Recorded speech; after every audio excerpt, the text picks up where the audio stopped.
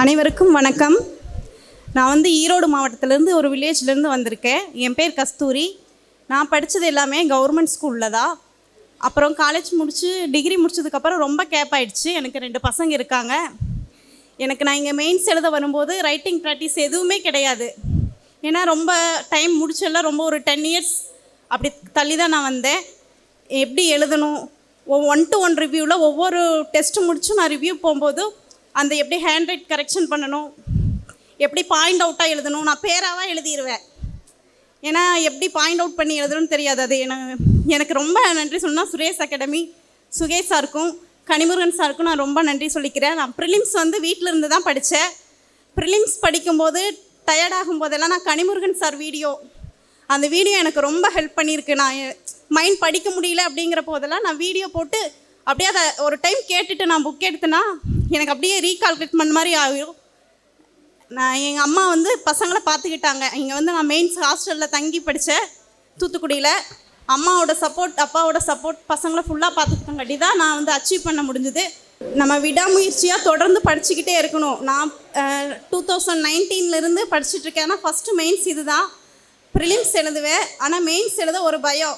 நம்ம தமிழ் மீடியமில் எழுதுனா கிளியர் ஆகுமோ இல்லையோ அப்படிங்கிற ஒரு பயம்.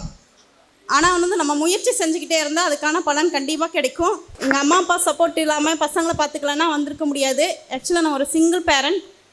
ரொம்ப வருஷம் கேட்பக்கப்புறமா நான் இவ்வளோ முயற்சி எடுத்து இப்படி வரத்துக்கு காரணம் எங்கள் அம்மா தான்.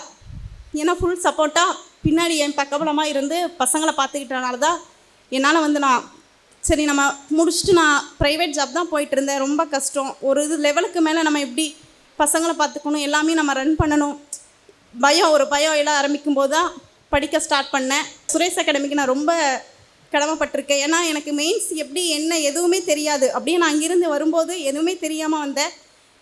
அந்த ரிவ்யூ ஒரு டெஸ்ட்டு கூட நான் விடலை. டெஸ்ட் எழுதும்போது எனக்கு ஏற்கனவே கையில் ப்ராப்ளம் இருக்குது, கையெல்லாம் வீங்கிரும், கண்டினியூவாக டெஸ்ட்டு போட முடியாது. ஒரு டெஸ்ட்டுக்கு நடுவில் நான் 2 days கேப் விட்டு அப்படி தான் டெஸ்ட் போடுவேன். எல்லா டெஸ்ட்டுமே விடாமல் போட்டேன். ரிப்பீட் போட்டாலும் மறுபடியும் அதை டைம் எடுத்து அதை கிளியர் பண்ணி என் கூட வந்தவங்களே ரிப்பீட் போட்டதுனால சில பேர் வந்து எழுதாமல் விட்டுட்டு போனவங்களும் இருக்காங்க.